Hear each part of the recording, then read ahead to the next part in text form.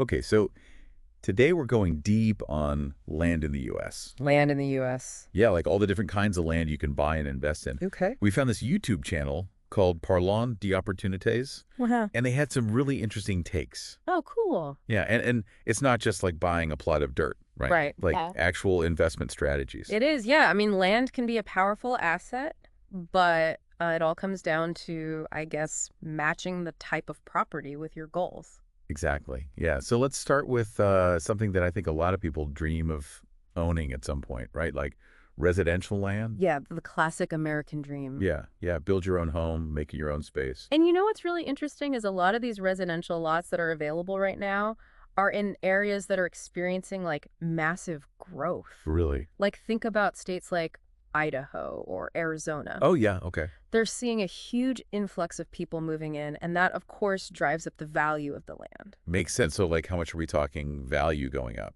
Well, in some of these areas, it can be really significant, like 15% in a year. Wow, that's pretty good. Yeah. Okay, so let's switch gears a little bit here. Yeah. What about agricultural land or forest land? Sure. I have to admit, I've always kind of had this romantic idea of like, owning a piece of nature, maybe even like growing my own food. Right. But like, is that actually a viable investment, or is it just like a lifestyle choice? Well, it can definitely be both, right? Okay. A lot of people are drawn to that kind of lifestyle of being, self-sufficient, but the income potential is real. Oh, really? What do you I mean, mean? sustainable farming is becoming more and more popular, and if you have the right crops and the right strategy, you can absolutely generate a steady income from your land. Huh. So, like, what kind of crops are we talking about here? Well, the USDA actually points to the Midwest as a really promising region for investors, particularly for corn and soybean production. Okay. Yeah, that makes sense. I've heard about that. Yeah. And then, of course, there's the forestry side of things, too, right? Timber is a valuable commodity, and managing your own woodland can be a really solid long-term investment. So you're telling me I could be like a lumberjack? Well, you don't necessarily have to chop down the trees yourself, Okay, good. but you could certainly benefit from the timber industry. That's pretty cool. Okay, so we've talked about residential land. We've talked about like the kind of more rural farmland and forest land. But what about on the other end of the spectrum? What about commercial land in like a bustling city? Yeah, that's a whole different ballgame. Yeah, I imagine it's super competitive.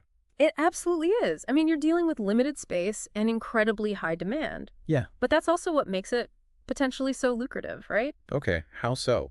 Well, think about the development possibilities, offices, warehouses, retail spaces. Right, right. Those are all essential to a growing urban area. Yeah, for sure. So if you can get your hands on the right piece of land in the right location, the potential returns can be huge. So it really all comes down to location, location, location. Pretty much you need to be in a prime spot to attract businesses and really maximize your investment.